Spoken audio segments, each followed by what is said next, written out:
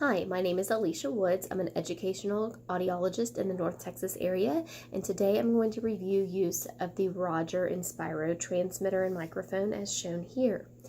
With a Roger system, or some of the older ones are called FM systems, with that system it consists of two parts. A transmitter with a microphone worn by the teacher, and then the receivers, which are worn by the student that interface with his or her hearing devices. The receivers can either be attached directly onto the hearing aid or cochlear implant, or some students will wear a neck-worn receiver, depending upon their particular equipment that they have. For this transmitter, the first step that you have to do is make sure it's charged. You have this part of the charger right here that goes into the wall.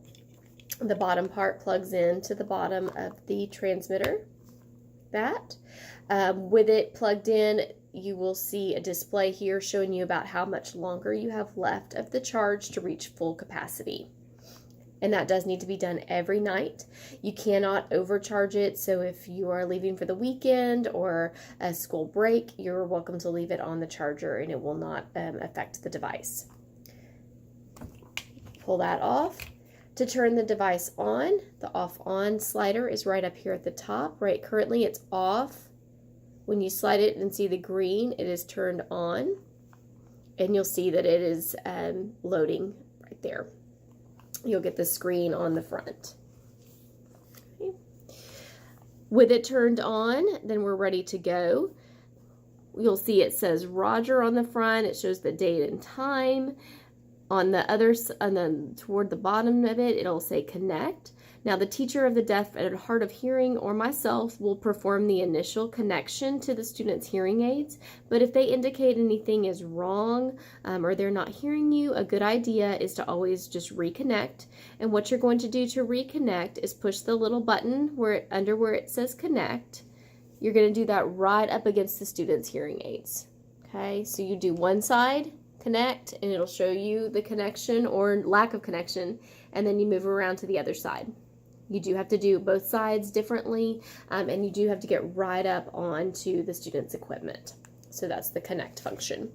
Also on the front of the Inspiro, you will see the microphone button. That, when you push it, will mute the device. You do need to mute the device whenever you are having a private phone call, private conversation, go into the restroom, because these devices do have a long range of about 50 feet indoors and 170 feet outdoors. So that will carry across the school, and if this is not muted, then it will be transmitting to the students' devices. And then to release the mute, just push it again and it'll go back to regular screen. We're also in the student's equipment box going to provide an audio cord. With the audio cord, both ends are the same. One end is going to plug down into the bottom right by the charging port. So this one's the charging port. That's where the audio cord goes. The other end of the audio cable is going to plug into anything with a headphone jack. When you do that, the microphone will be muted, but the student will hear through the headphone jack. So if they're using iPad, laptop computer, desktop computer, anything like that where they need to take the input from the computer straight to the hearing devices, it will interface through this using the audio cord. For wearing the microphone, we have a lanyard attached right now that goes around your neck, and you can feel free to adjust it in the back to make it longer or shorter depending on your height. The microphone clips onto the lanyard, and you want it to be about 7 inches or so from your mouth to get the best sound quality possible for the student. So currently I have it set up there. You'll see that there is this cord coming from the microphone connecting to the Inspiro. That is the antenna. We like to see a good length on the antenna, and if a student is reporting interference, then you're going to need to fully unwind the antenna. And certain schools will have more issues with interference than others. So just to be aware of that, if the student is indicating any weird sounds or interference, just fully unleash that.